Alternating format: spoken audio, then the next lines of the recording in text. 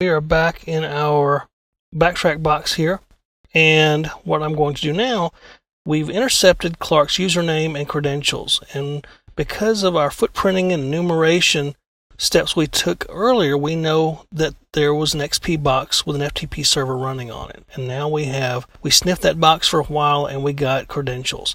So let's go ahead and see if we can get Clark's secret file. So we're just going to FTP to that same box. But before we do that, if you remember correctly from our tour on Backtrack, there is a directory called Pen Test here. And we can take advantage of this whole scenario by looking in our Windows binaries.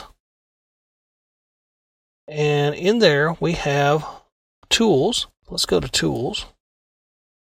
And we have something called netcat in there, nc.exe, and that's a known Trojan, and that basically will get us a connection into the box later. We can use that to take control of the box and start siphoning files off the box. So we're going to push that up to FTP if we possibly can, now that we can get to the box, get Clark's secret text file, and take advantage of this open channel we have and get netcat on the box.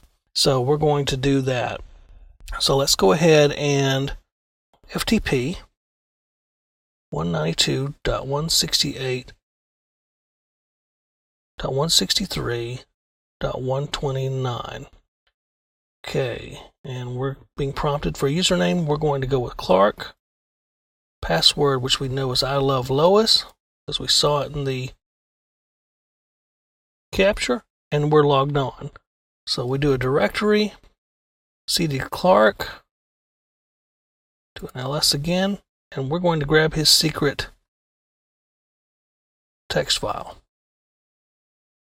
Okay, we've grabbed it. Now while we're in the box, like I said, we take advantage of this opportunity as a hacker. So we're going to put nc.exe in Clark's directory, and we're going to put it there for later so we can take advantage of that, because they may lock down the FTP server or change the password or something. But now we've got a backdoor in.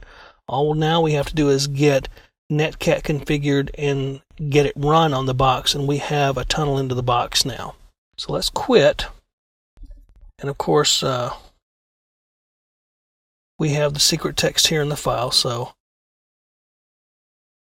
if we didn't know by now, we now know what Clark's secret is. I'm really Superman. Okay, so we've got some information on Clark now. The one thing I want to do also is switch to the Windows box and show you the log files, and a smart administrator will look at their log files, especially if they're running a server that people are connecting to, especially if it's an FTP server. So let's go ahead and switch to our Windows VM, and I'll show you the log files for the FTP server. Okay, we're in our Windows XP box, and we see something disturbing. The FileZilla server did not log any connections, so logging is not turned on. So you can add that to the long list of security issues we've already seen. Now let's go through those and see what they might be. First of all, we're using FTP. We know that's bad right out the gate because the FTP protocol sends everything in clear text. And if you sniff it, you can pick up anything you want. And we did. We picked up user credentials so we could go and steal a file.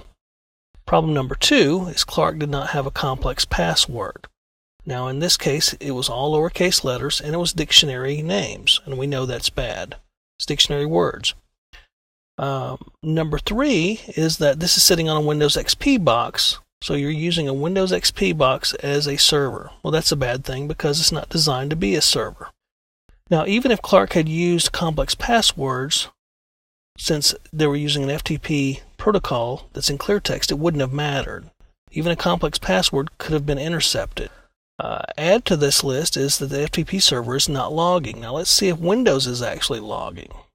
See if we can add insult to injury here. Let's go into Control Panel and Administrative Tools, and we can look at Event Viewer, and let's look at the security logs, and there's no log files. So auditing is not even being done on the box. So it would be almost impossible for an administrator to tell that someone had logged in and grabbed that file. Had they been logging, they might have shown that Clark logged in, grabbed the file, and got off. And then the log would have shown that someone else logged in from a different IP address and grab the file. And that would have caused the administrator to scratch their head and say, hey, something funny is going on here. But that didn't happen, and the hacker went undetected because no logging, no auditing. So add that to a long laundry list of bad things security-wise that are going on in this scenario. So we see how sniffing works for hackers. We see what they can do with sniffing. They can get credentials. Now, obviously, this was a very simplistic demo, but you do see, believe it or not, these exact scenarios out in the real world. Possibly not all at once, but you will see people using FTP. You will see people using Windows XP. You will see people using non-complex passwords. And you'll see a lot of systems where auditing is simply not turned on, and the administrator doesn't pay attention to it. So combine all that, and sniffing actually makes for a very easy attack and very profitable for the hacker. So that was a demonstration on sniffing, as well as a few other security flaws to show you why security is important.